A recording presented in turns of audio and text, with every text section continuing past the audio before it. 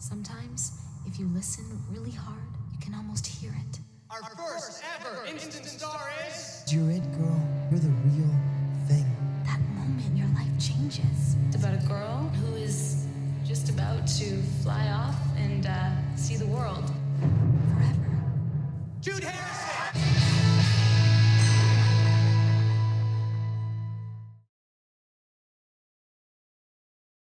Welcome, everyone, to The Breakdown, an Instant Star Rewatch podcast. And I am here with my lovely co-host, Sam. Hello. Hello, How are you? I'm doing well, and Miss Chloe is with us. How are you doing? I am well. Good. Today, we are recapping episode 102, Come As You Are. Original air date, September 15th, 2004. Or if you're in the US, July 1st, 2005. What were your initial thoughts about the episode? I liked it. I definitely liked this one a lot more than, even better than Real Thing. And I found out, I think I knew it in the back of my mind, but it had been so long since I watched it on the end. But they actually aired this one, both here and in Canada. They aired this, and even better as a Real Thing, as like an hour-long episode. Oh, I didn't know that. And so it was like 101 and 102. They just put them together.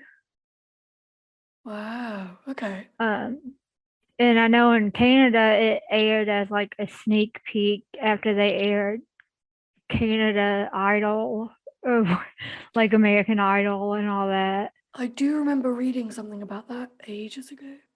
Mhm. Well, it's interesting because when I knew we were watching this one to recap, my memory of it was, like this one's not that great. Yeah, But then when I mine too. watched it, I laughed so much. Yes. I remember thinking, like, oh yeah, it's Come As You Are. It wasn't. I remember just being more blah and not Yeah. really. I mean, it had a couple of moments where I really like laughed out loud and I thought it was great, but for the most part, I just remember, and even past rewatches, I just remember it being like there. It was never really a standout episode to me, but now going in with like fresh new eyes and not and trying to look at it as not knowing what's coming and how it all plays out in the end, I found I liked it a lot more. Same. And I found it a lot funnier, and just I'm picking up now that we're doing it, watching it as with brand new eyes, like this is the first time we've ever seen it. I'm picking up a lot more that I've missed, in the past times I've watched it. Yeah, same. Well, I'll read the official synopsis and then we'll get into Okay. our recap. So according to Wikipedia, which is basically the Bible of information, Yes. Jude loses the cover of a magazine by Darius, a famous hip-hop producer, to Eden, aka the bleach blonde she-devil, who she beat in the Instant Star competition.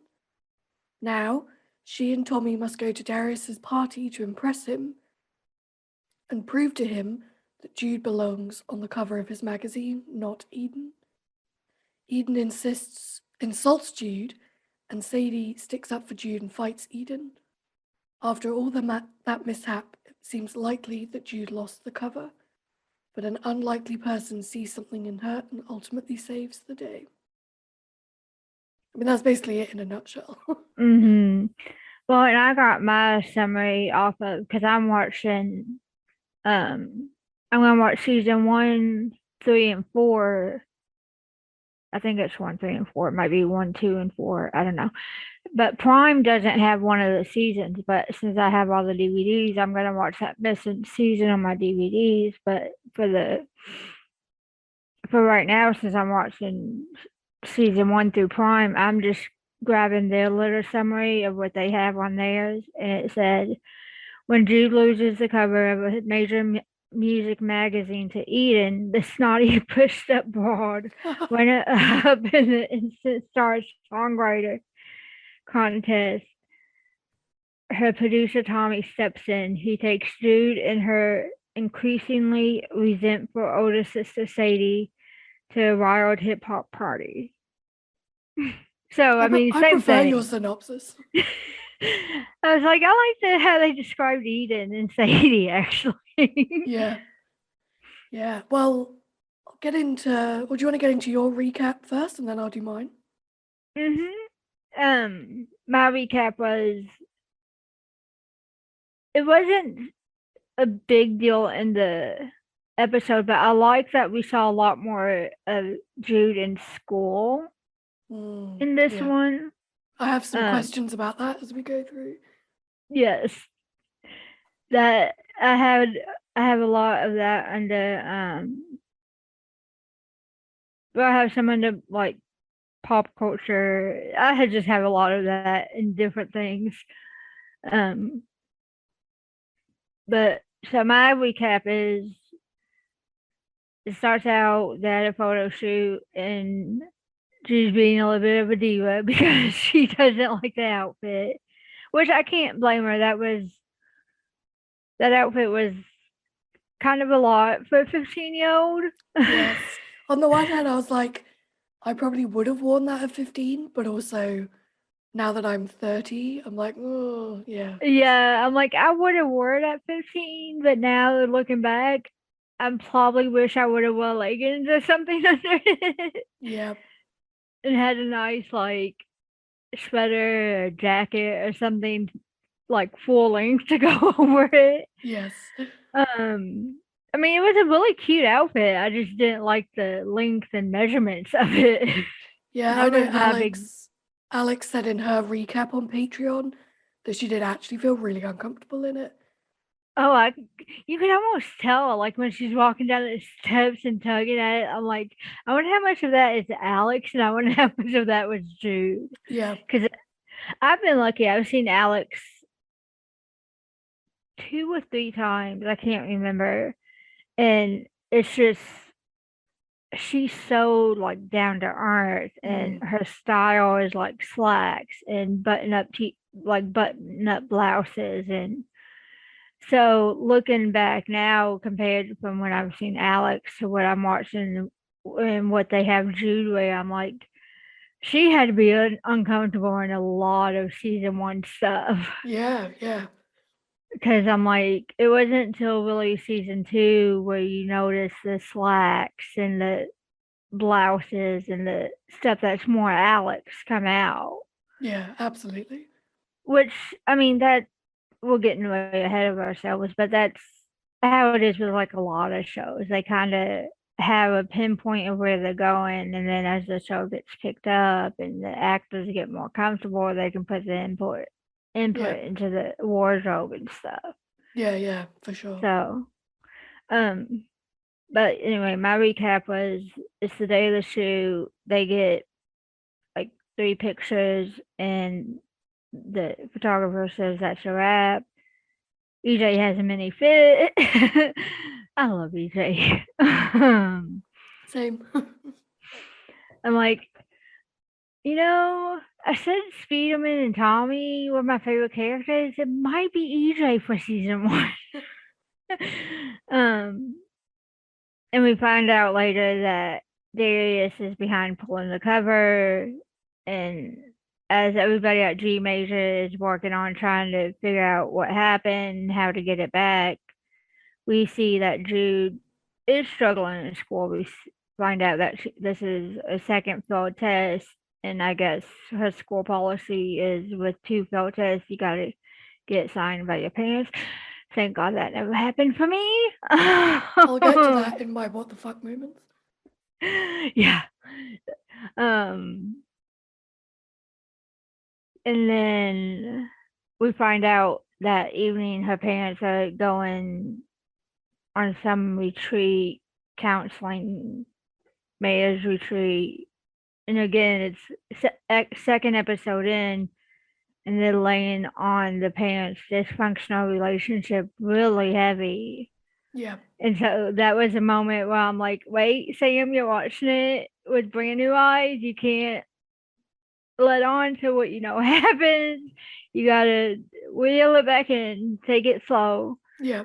I love the like banter we got between Sadie and Jude in this episode, because you saw the Sadie. Yes, there was the jealousy. Yes, there was the um resentment and the stuff like that. But there was also a lot of um just sisters, like sibling relationships. Yeah. We both have siblings, so we know how that is.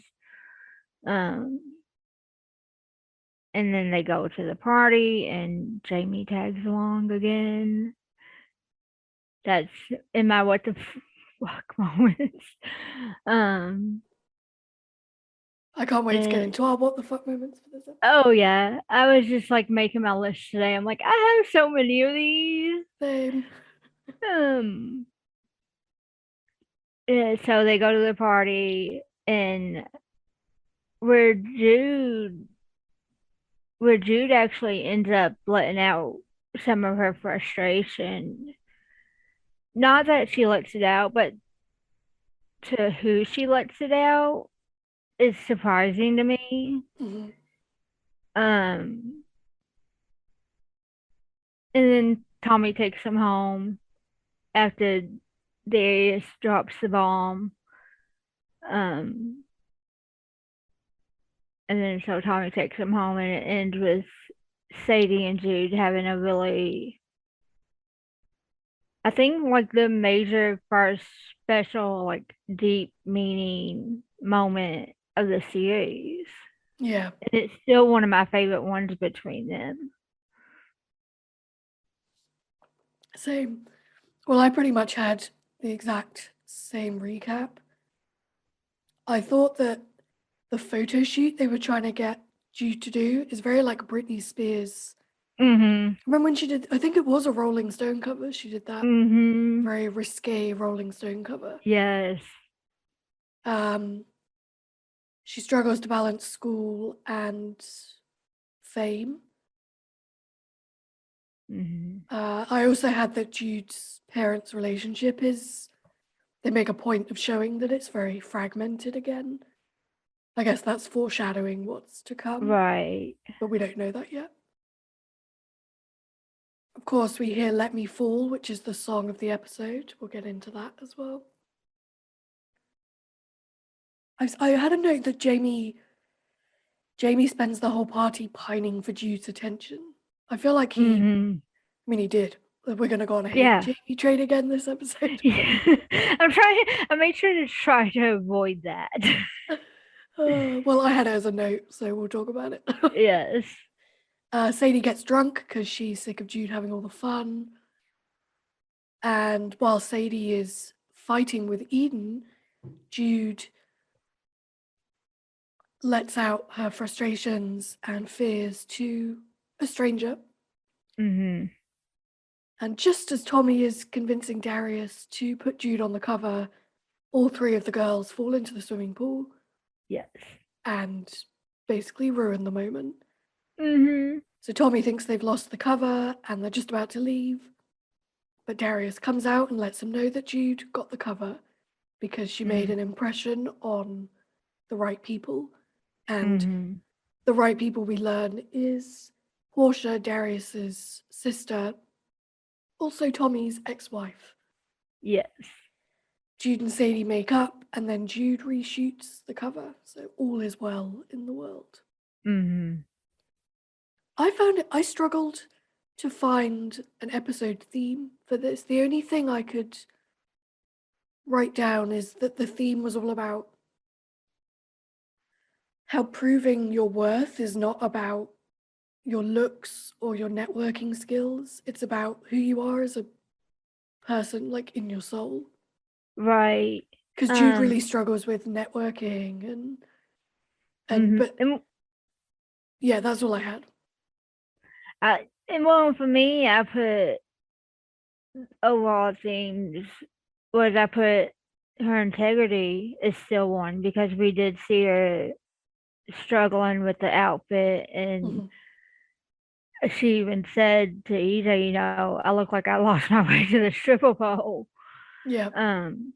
And I put fitting in because we did see her struggle at first trying to talk to the photographer who does the covers and to the DJ and this and that. And I think it was after she talked to Darius's sister, that we saw her. It was a little bit easier after she got all that she went back and talked to the DJ, and we see her like actually talking to him and talking to the guy who does the covers and this and all the people Tommy pointed out for her to talk to. Yeah. Yeah. And Portia really sees that who she is. Like, she sees that she's the opposite of Eden, who's just, wearing a pretty top and flirting with everyone kind of mentality. Well, and we see Eden makes the mistake of calling Jude a one-hit wonder in front of Portia. Yes. Portia. And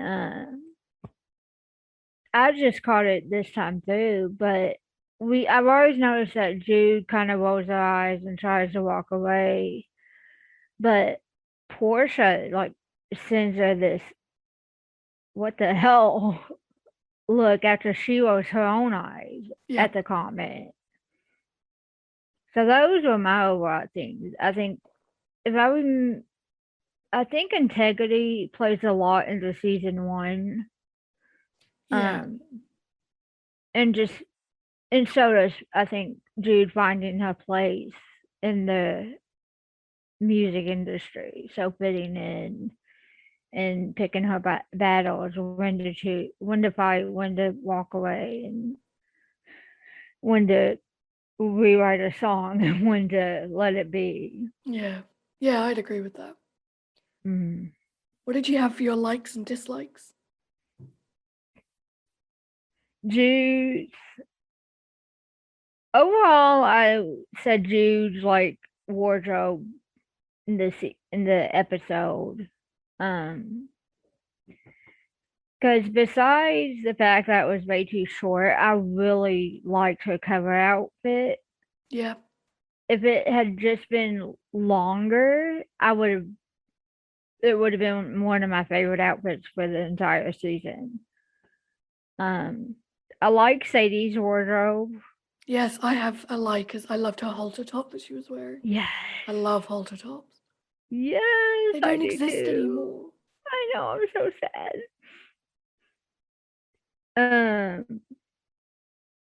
I put Jude and Sadie's moment at the end where they have with Sadie's laying on the couch talking about how Sadie defended her. And then I also have Sadie defending Jude to Eden. Those are your likes? Those are my likes.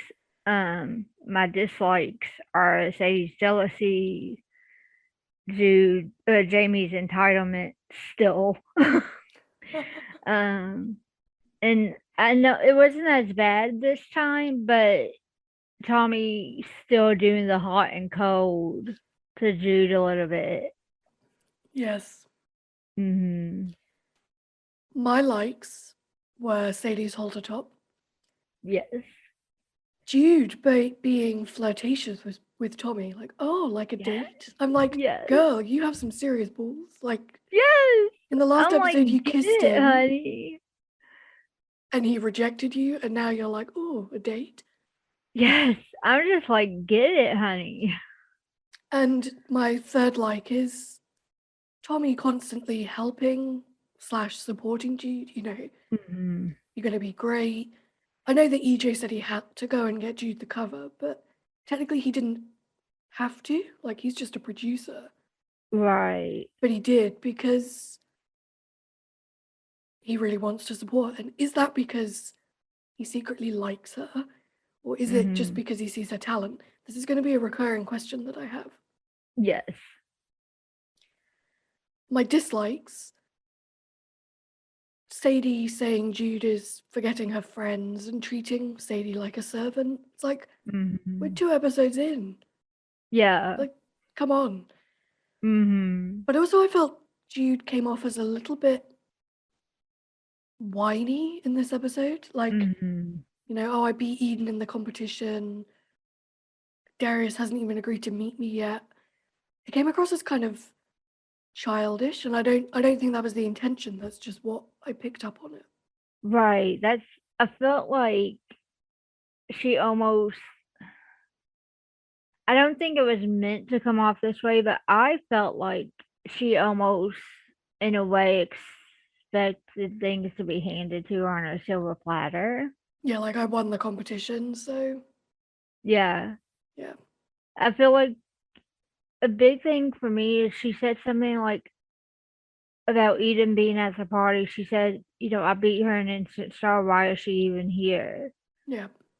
And, I wanted to be like, well, just because he beat her, she's still trying to find her place too. Yeah. She's not just going to go away just because he beat her. Exactly.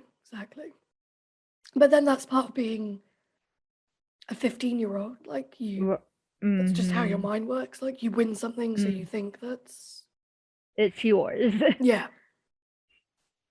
Let's get into our funnies. I had quite a few for this episode. What about you? Okay. Yeah, I had quite a few funnies. You go. My big one was, I feel like out of everybody on the show, I relate most to Sadie. Really? Just because, yeah, she is the older sibling. She's not in the forefront, if that makes sense. She's she lives in Sadie and Jude's shadow a little bit. But then there's also times where Jude lives in her shadow. So a big funny for me was Sadie just straight up telling Eden her butt was too fat. Yes. I absolutely just bust out laughing at that. I wonder if that kind of line would even be allowed in TV now. I know. And the sad thing is, I don't think it would be. I don't think so. Because even I kind of winced when she said it. I was like, oh, is that... Would you even say that now? Yeah. You'd think it, but you wouldn't say it. Right. I think in a lot of things that Sadie said in this episode wouldn't be okay today. Yeah. Like a lot of things she said to Eden about Jude, saying, you want to say she has a tragic attitude, poor clothes, poor style, whatever. You don't hear that stuff anymore. You hear everything else, but you don't hear like people nitpicking anymore, if that makes sense. Yeah, I agree. So, and to me, just the whole fight is funny. Yep. I mean, first of all, why is... Because I don't know, Jude is... I don't know if Sadie's a junior or senior. It never really says. If they do say it's not till later. So, sorry, my Dexcom is being weird. Why is Sadie getting... She's not just getting drunk. She's getting totally shit-faced. Yeah, but I was like, is that because she's never drunk before? Why? I'm like, is this because she's never had a drink before? Or is it because she didn't eat beforehand? Or is this because she's literally just trying to drink to block out her jealousy of Jude? Yeah. But either way, Eden even said something about, why don't you go sober up? So Eden should have realized how drunk she was and not played into the fight and not played into egging her on and stuff when it came to Jude. To me, it's just proven more and more that even though we don't, I mean, I'm gathering Eden's in her mid to late 20s or late 30s. We don't really know. Yeah. So why is a full-grown woman, for all intents and purposes, fighting and egging on a teenager? Because she knows he's drunk. And why is she picking on somebody half her age? Because, Yeah. I mean, if she's 30, Jude is literally half her age. Yeah. I mean, is she so scared and is she so, like, worried that that's what she has to do to get by? If so, what is your life, honey? I mean, what type of life are you living? Yeah. So those were mine. Some of my funnies, and just them all going into the pool, because you have like Sadie kicking at Eden holding her leg, and you have Jude trying to break them up because she's trying to handle Sadie, even though she's feeling embarrassed and just probably wanting to do anything other than that, but she's trying to handle herself, handle her sister, and handle the situation of why they're there. Yeah. So, Yeah. Well, my funnies. G Major in season 1 has such a retro vibe. Like, that office at the beginning, I was like, are we in a spaceship? Why is this so... you're right. I'm like, I don't know if they're trying to like be retro or trying to be futuristic, but it's coming off a little bit both. Yeah. Flip phones. We saw Jude's flip phone in this one, and I was like, oh, I miss flip phones. I do too. Tommy's sunglasses. Like, yeah. What was with those? I don't know, but the thing is I used to have a pair. Really? So, yeah. I had like the square sunglasses. I had the like mirrored sunglasses. I had all the sunglasses in the 2000s. Eden's lime green top as well. Like, lime green. Has that color ever been in fashion? For Eden, apparently, because her outfit, she had on lime green in the last episode at some point. I don't remember. And bright pink. Bright pink, I remember. Yeah. But I'm just like... Again, I feel like Eden was really fashion forward. Yes.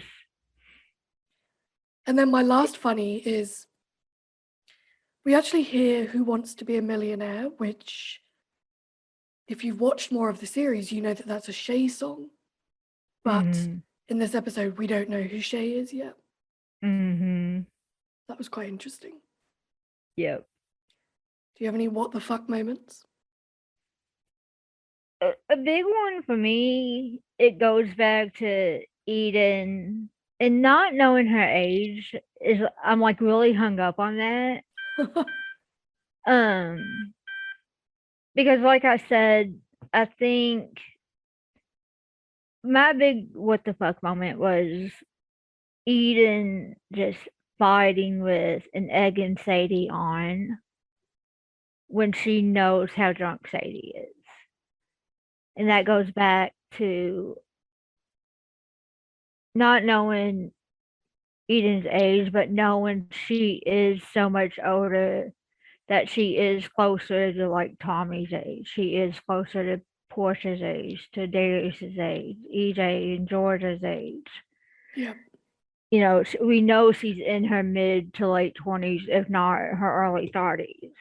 And so why is she fighting? Again, why is she fighting with the teenager? Why is she egging on a teenager? Yeah. Who's clearly wasted. Yeah, I got the impression that it was because she felt that insecure about her kind of Mm-hmm. talent or lack of talent that she Yeah. had to take it out physically. Mm-hmm. I have a few what the fuck moments. Firstly, when Jude is in science class, why are Jude, Kat, and Jamie standing up doing an experiment, but the rest of the class is sat down? That's very true. Like, I know it's probably for the TV side of things, but I was like, why is everyone else sat down? Why is everyone else but these three? Mm-hmm. And also, why do you need a failed test paper signed? Signed by who? Yourself because Yeah. you failed, or your parents? Yeah. That does not happen in England. No. It even didn't happen from like me, and it didn't happen for my little brother who is 6 years younger than I am. So he was like my senior year. No. Yeah, my senior year he was in 7th grade, so it didn't happen for him. Maybe it's a Canadian thing. I don't know. I don't know. If anybody knows who's listening, please tell Please us because I'm so explain. confused. Please explain to us why failed tests apparently in Canada have to be signed by parents Yeah, the or whole thing was anyone weird. for that matter. Yeah, like That's who's just so signing weird it? to us. Yes, who is signing these failed tests? Like, It oh, I'm might signing it be because I know I failed. I would totally forge my parents' signature on that Hey, we've all because done that. yes, we have. But my parents are not finding it out until report cards come home that I'm failing a class. Exactly. That I am not earning that punishment before I have to. Well, another what the fuck moment. What happened to Jude's dog? He was in like 2 episodes or something. Yes. What happened to the dog? The dog is in this episode and then it's in another one in season 1 and then the dog just disappears. Mm-hmm. So, if anyone knows that as well. Yes. Another what the fuck moment. Tommy thinks that he's going to the party with just Jude. But he arrives in a massive Hummer car, Mm-hmm. which can fit conveniently more than 2 people. Yes. Like, obviously we know it's because more than 2 people come, but But surely that if you was thought it was just 2 of you, you'd come in your Viper. yes. That Viper. I love that Viper so much. I Same. still love that Viper to this day. Same. Dream car. Dream goals. Yeah. Car goals. Another what the fuck moment. Jamie's hair changes in this episode from dark Thank brown to God. like blue. Well, yeah, and even like in season 1, he had like green patches Yep. on the side, but now it's all like dark blue. I was like, is it the light? But then I was like, well, my hair doesn't look blue in one light and brown in the other. No, mine doesn't either. And so I'm like, why Jamie's hair? Yeah. I mean, I'm an avid hair dyer. Same. Yeah, we both dye our hair like constantly, but never within like weeks. Even if the show is like, say, each episode is a week or each episode is a couple of days. Like we know this episode was like 2 days Yeah. because she lost the cover on Friday and they go to the party on Saturday. Yeah. So we know this was a 2-day episode. 2 days was in this episode. But even if the episode, like I think 101 was like a week. Yeah. So you can't dye your hair that fast. Unless it's one of those like wash in, wash out ones, but Yeah, it might be, but still, yeah. it looks pretty good for a wash in, wash out. Even if Did. Yeah. And then my last what the fuck moment is, I don't think it is, but is Darius's house the same house as the one in season 3? You know where they go to that boys' party? Yeah. I don't think it is, but I was just like, looks the same. We're on to heroes and villains. I'm interested to see my hero. I was going to say Sadie, but then I changed it to Portia because, let's be honest, she basically saves the whole episode. Mm-hmm. I actually have two. Oh, okay. I have Portia and Sadie. Oh, yeah. Yeah, Sadie saves the day in her own unique way. Yes. Who was your villain? Eden. Same. Yeah. She's just the bitch of the episode. She's so mean to everyone. At first, I went in thinking it was going to be Darius, but I'm like, all he really did was he didn't want to put a kid on the cover because he said music is banned by kids right now. Yeah, which it is, And even now. yeah. So that doesn't really make him a villain. It makes him a businessman. Yeah. Yeah, he was kind of justified in his thought process. Well, Eden's just a bitch. Yeah. So. And I know I'm trying to watch it through new eyes, but we all know what happens where she becomes more of a bitch. So. But we don't know any of that yet. No. Okay, let's get into the song review. Let Me Fall. I love this song. Yes. I gave it 9 out of 10. I gave it 9. Yes. So good. And the way it just the way he puts it in the CD player and it kind of, it's like the soundtrack to the whole pool party. It just, the whole thing is just perfect. The scene is perfect. Yeah. It's the perfect soundtrack to what's happening with Jude and Sadie and Eden. Yep. And it's almost like the fight was choreographed to the song. Yes. Oh yeah, I didn't even think about that. Yeah. But even I don't know, just the lyrics and the vocals, it's one of the best songs of season 1. Oh yeah. It's easily my second favorite song of season 1. It's right there behind that Gorn. Yeah, I'd say I'd probably agree. Yeah. Yeah, it's just an amazing song. I wonder if I'll give any songs 10 out of 10. I know, I do too. Only one I can possibly think of maybe getting a 10 out of 10 is that Gorn. Yeah, yeah. And maybe Skin. Oh my god, Skin. Yes, obviously. How could I forget? But that's, I mean, to get a 10 out of 10, so for the people listening, I am very critically ill. I have a lot of chronic illnesses, and so I have to go to the hospital quite a bit. And they always have you rate your pain on a scale of 1 to 10, and they tell you 1 is a stomach cramp, 10 is you're dying. It's the worst pain you've ever felt in your life. So automatically, when I'm asked to rate things, I somehow transfer that scale to what I'm rating.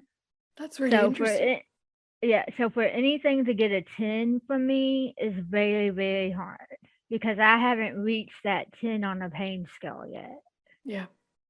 Even when I had chronic pancreatitis and couldn't eat for weeks at a time and was getting fed through an IV, I did not say I was at a 10. So I don't know if anything is going to get a 10 for me. I reckon that girl and Skin, but yeah, we'll see when we get there. Mm-hmm. Because it's not just about the song. I think a big part of it is how the song is used in the episode. And how it plays out in the episode. Yeah. And I think I said all that, but the more I'm thinking about it, I'm thinking Skin might, just because I love that song. but B, the episode and what happens in the episode and how it plays out in the episode. And just things that I said before and after. And I can't wait to get to that episode because I can't wait to talk about it. So excited. Well, so you gave Let Me Fall 9 out of 10 as well. Mm-hmm. That's quite a high rating from both of us. Yeah. Well, let's get into our pop culture. I had 7 pop culture moments. Did you find any? Mm-hmm. There were a few this episode, actually. Yes.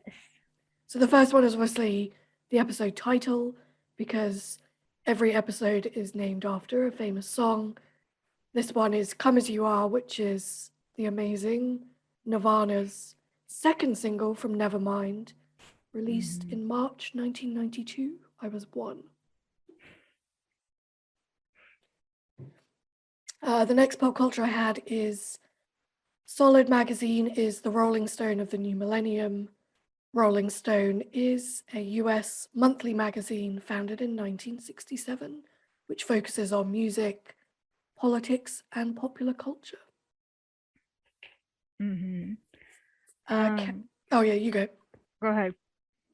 Kat says, like that Joni Mitchell song, Don't Know What You've Got Till It's Gone. Big Yellow Taxi is a song by Canadian singer-songwriter Joni Mitchell in 1970. It's also been covered by The Neighborhood, Amy Grant, and Counting Crows. The song was also sampled in Janet Jackson's Got Till It's Gone, which highlights Kat's confusion because she thinks it's Janet Jackson. And it's not, it's Joni Mitchell. The next one was actually really hard to find. Jamie says, "Oh, relax, Menando. It's an afternoon party." I was like, who is Menudo? They're a Latino boy band popular in the late 70s and 80s, which makes complete sense. Yes.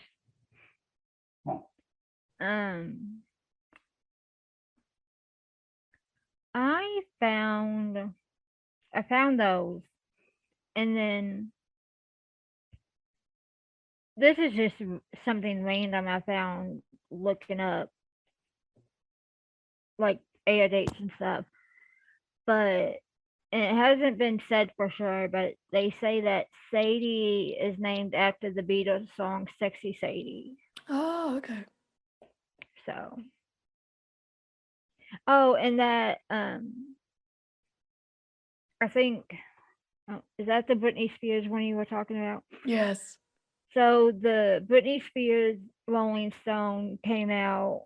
It's the one with the pink satin seat, and she's in boy shorts and bra and a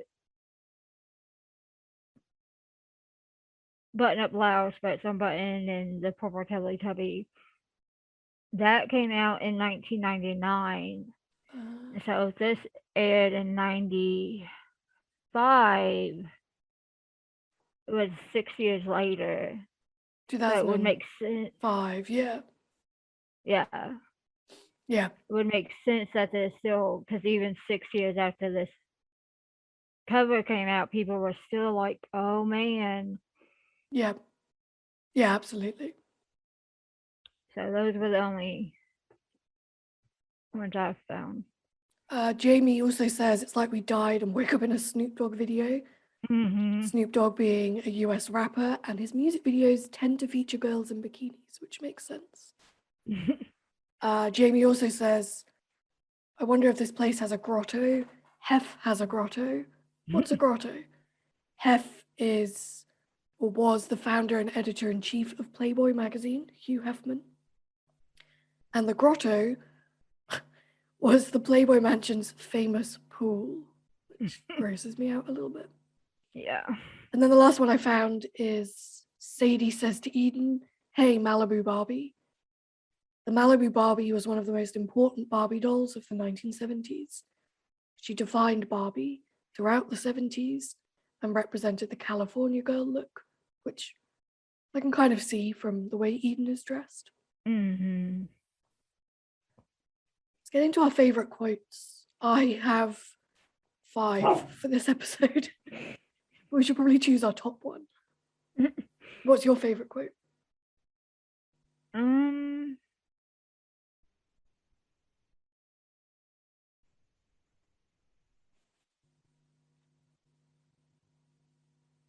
It's not really a quote. It's just that whole like last scene with Jude and Sadie, where they're talking about Jude says something about, "Hey, you gotta sober up. Mom and Dad already have enough to fight about," which ties back into earlier in the episode where Sadie tells Jude, "Mom and Dad are always fighting now, and it's because of you."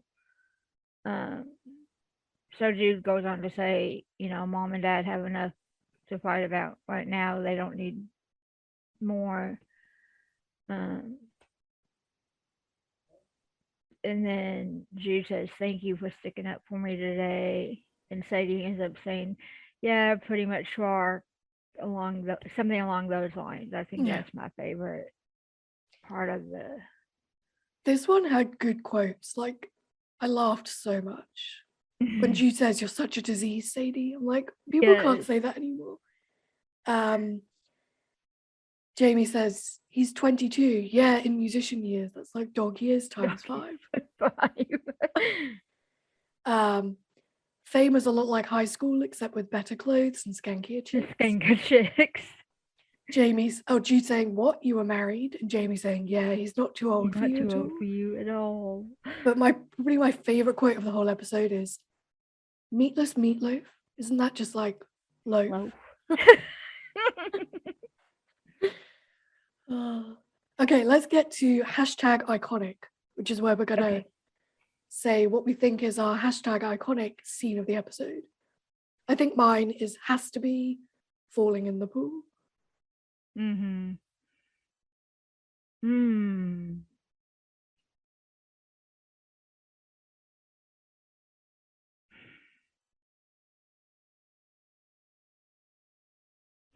I think mine would be when Jude is laying her heart out to Portia.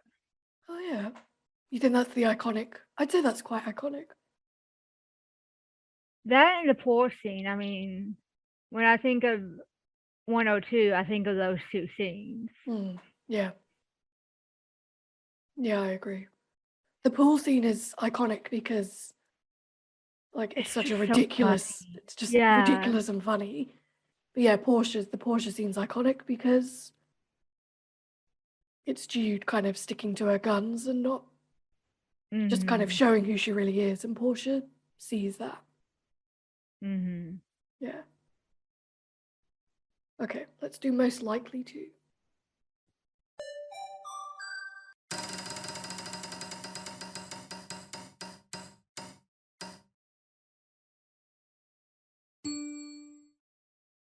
Most likely to go shopping for one thing and come back with everything else than the one thing.